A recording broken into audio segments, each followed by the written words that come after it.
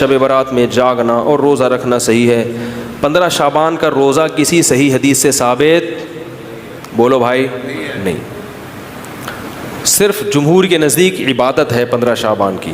اس کے علاوہ باقی کوئی بھی چیز، میرا اس پر بہت ڈیٹیل میں بیان ہے، یوٹیوب پہ سرچ کریں وہ بیان آ جائے گا. میسج ٹی وی والوں نے ایک انٹرویو لیا تھا اس پہ، اس میں میں نے دلائل سے ثابت کیا ہے، پوری مدلل بحث کی ہے کہ نہ اس رات میں قبرستان جانا چاہیے، نہ اس رات میں حلوے پکانے چاہیے، نہ اس رات میں الگ سے کوئی نہانا دھونا چاہیے، نہ اگلے دن کا روزہ رکھنا سنت ہے، نہ پٹاخوں کی کوئی حیثیت ہے. سمجھ رہے ہو؟ اب مجھے پتہ ہے جو گالیاں آنے والی ہیں یوٹیوب پہ، چلو کوئی بات نہیں، اس کو بھی انجوائے کرتے ہیں. تو صرف ایک چیز ہے وہ، اور نہ اس رات میں تقدیر کے، صاف ہے قرآن میں کہ وہ لیلۃ القدر میں ہوتے ہیں. علامہ ابن تیمیہ رحمہ اللہ نے لکھا ہے کہ لیلۃ القدر کی اہمیت کو گھٹانے کے لیے بھی اس رات کو بہت زیادہ اہمیت دی گئی ہے. تو جتنی جس چیز کی اہمیت ہو اس کو اتنا ہی رکھنا چاہیے. تو صرف عبادت ہے، تو عبادت کی جمہور کے نزدیک کیا ہے، وہ بھی اتفاقی نہیں ہے، یاد رکھو. جمہور کا مذہب بہرحال یہی ہے کہ اس رات کو عبادت کرنی چاہیے، اس کی فضیلت دوسری راتوں کی نسبت زیادہ ہے. آج کسی صاحب کا فون آیا کہ ہماری والدہ کا معمول رہا ہے اس رات کو دیگیں پکا کے تقسیم کرنے کا. اب والدہ مرحومہ دنیا سے چلی گئی، اب ہم چاہتے ہیں. میں نے کہا نہیں پکائیں.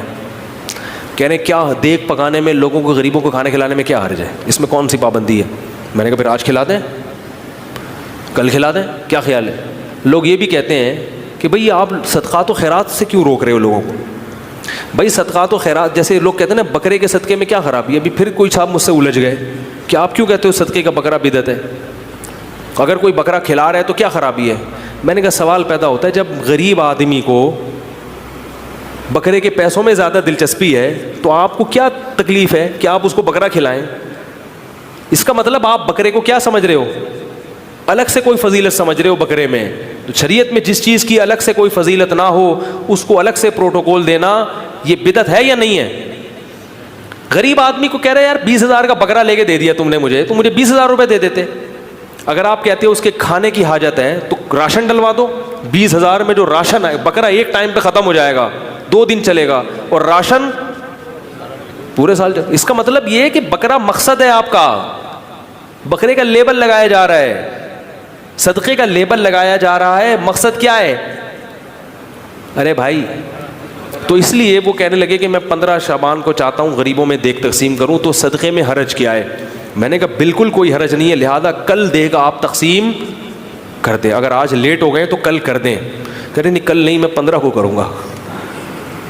میں نے کہا اس کا مطلب ہے کہ صدقہ اصل نہیں ہے، 15 شعبان کو اس طریقے سے منانا اصل ہے. تو جب شریعت میں نہیں ہے تو آپ کیوں اس رات کو صدقے کے حوالے سے پروٹوکول دے رہے ہو؟ جب نہیں ہے، اس میں کسی صحابی نے نہیں یہ کام کیا، اس رات کو دیگیں پکائی ہوں یا نہائے دھوئے ہوں یا کھانا کھلایا لوگوں کو. جو کام کرنے کا آؤ چپکے سے مسجد میں کسی کونے میں کھڑے ہو کر عبادت کرو یا اپنے گھر میں جا کے. ممکن ہے آپ کہیں کہ صدقہ بھی تو عبادت ہے، تو چپکے سے کسی غریب کو دے دو نا پیسے. کیا خیال ہے؟ جتنے پیسے دیگ میں خرچ ہوں گے تو بھائی چپکے سے کسی غریب کو جا کے دے دو. تو تہواروں میں کھلایا پلایا جاتا ہے. میں نے کہا عید کے دن کھلائیں، آپ لوگوں کو تہوار ہے، بقرعید میں کھلائیں، صحیح ہے نا، افطاری میں لوگوں کو کھلائیں، یہ کھلانے کا موقع ہے. آپ 15 شعبان کی رات کو پبلک کو جب خوب مرغن غذائیں کھلائیں گے تو وہ عبادت کے لائق، وہ مرغے کھا کے کیا کریں گے؟ ٹن ہو جائیں گے، سو جائیں گے. اور حلوے کے بارے میں ایک بات بہت اہم یاد رکھیں، اسلام میں روزہ عبادت ہے، کھانا عبادت نہیں ہے. نبی صلی اللہ علیہ وسلم سے کھانے کے بعد میٹھا کھانا ثابت نہیں ہے. اس کو لوگ کہتے ہیں کھانے کے بعد میٹھا کھانا سنت ہے. پہلے یہ بتاؤ کہ کھانا ہی بھی سنت ہے یا نہیں ہے؟ وہ تو کھانے کہاں کھاتے، وہ فاقوں سے رہتے تھے. کبھی تھوڑا سا مل گیا، 2 نوالے کھا لیے بس. ہم تو پیٹ بھر بھر کے تھوپتے ہیں اس کے بعد پھر. اور نبی سے جو حلوے کی فضیلت ثابت ہے نا کہ نبی صلی اللہ علیہ وسلم کو حلوہ پسند تھا، تو حلوہ کا لفظ عربی میں اس حلوے کو نہیں کہتے جو ہمارے یہاں پکڑا ہے. حلوہ عربی میں ہر میٹھی چیز کو کہتے ہیں. میٹھی چیز پسند تھی جیسے کھجور، شہد. کھجور کھا سکتا ہے انسان کسی بھی وقت، یہ میٹھا، نیچرل میٹھا.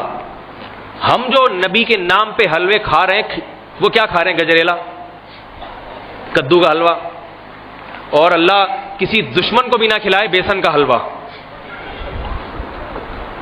کسی سے انتقام لینا ہو اسے بیسن کا حلوہ کھلا دو، مولی کے پراٹھے کھلا دو، پھر بھی اگر انتقام پورا نہ ہو گوبھی کا پراٹھا کھلا دو، اس کو بند گوبھی کے پراٹھے میں ڈال کے کھلا دو. جتنے قرضے کھائے ہیں، جتنی دشمنیاں ہیں، مولی کے پراٹھے اور گوبھی کے پراٹھے سے انشاءاللہ نکل جائیں گی ساری. تو بیسن ویسے بھی گیس کرنے والی چیز ہے، مشکل سے اس میں حلوہ بنا دو اور مشکل سے ہضم ہوگا، وہ کھا کے تو ویسے بھی عبادت. اچھا عجیب بات ہے کہ کھانے کی رات بھی ہے، عبادت کی بھی ہے. جو کھانے کی ہوتی ہے وہ عبادت کی نہیں ہوتی، کیونکہ کھا کے عبادت نہیں کر سکتا انسان. اس لیے کہتے ہیں بدعتی جو بھی بات کرتا ہے نا اس کی باتوں میں تعارض ہوتا ہے، وہ اپنی باتوں سے پکڑا جاتا ہے، باتوں سے ہی پکڑا جاتا ہے. بول کیا رہا ہے بھائی تو؟ کھائیں بھی، عبادت بھی کریں، قبرستان بھی جائیں، نہائیں بھی، تو کیا کیا کریں بھائی؟ تو کھانا پینا چھوڑ دیں نبی کے نام پہ. آپ یہ کہہ کے کھائیں کہ میں پیٹو ہوں، میری تسلی نہیں ہوتی جب تک میں اتنے پراٹھے نہیں کھا لیتا، میں اتنے حلوے مانڈے نہیں کھا لیتا، میں پیٹو ہوں. اسلام میں زیادہ کھانا پینا پسندیدہ نہیں ہے. دیکھو اس پہ حدیث سناؤں کہ جو صدقے دل سے اسلام قبول کرتا ہے نا اس کی خوراک خود بہت کم ہو جاتی ہے. حدیث میں آتا ہے کہ ایک کافر نبی صلی اللہ علیہ وسلم کے پاس آیا، آپ صلی اللہ علیہ وسلم نے اسے دودھ کا پیالہ پیش کیا. صحیح حدیث. اس سے پتہ چلتا ہے کہ کافر کا اکرام کرنا بھی سنت ہے. تو آپ نے اسے دودھ کا پیالہ پیش کیا، اس نے دودھ پیا. آپ نے دوسرا پیالہ دیا، وہ بھی پی گیا. 7 پیالے پی گیا. 8واں دیا تو کہنے لگا میں سیر ہو گیا ہے بھائی، پیٹ بھر گیا، اور نہیں چاہیے. اللہ نے اس کو ایمان کی توفیق دے دی، نبی کے اکرام کی برکت ہوگی، اسلام قبول کر لیا، اس نے کلمہ شہادت پڑھ لیا. اگلے دن آیا، وہی حالت تھی بھوک کی. آپ صلی اللہ علیہ وسلم نے اکرام کیا، دودھ کا پیالہ دیا، پی گئے. دوسرا پیالہ دیا، فرمایا سیر ہو گیا. کیا فرمایا؟ بس پیٹ بھر گیا. حالانکہ انہوں نے کوئی حدیث کم کھانے کے بارے میں سنی نہیں تھی. کسی حدیث ابھی تو کچھ سنا ہی نہیں انہوں نے. اسلام قبول کیا، گھر گئے، اسلام سیکھنے کے لیے آج آ رہے ہیں، مگر خوراک کیا ہو گئی؟ اسلام کا یہ اثر ہے کہ خوراک خود بخود کم ہو جاتی ہے، تھوڑے میں برکت ہو جاتی ہے. تو نبی نے اس موقع پر صحابہ سے فرمایا الکافر یأکل فی 7 امعاء والمؤمن یأکل فی معن واحد. کافر 7 آنتیں بھرتا ہے اور مومن صرف 1 آنت بھرتا ہے. کیا مطلب؟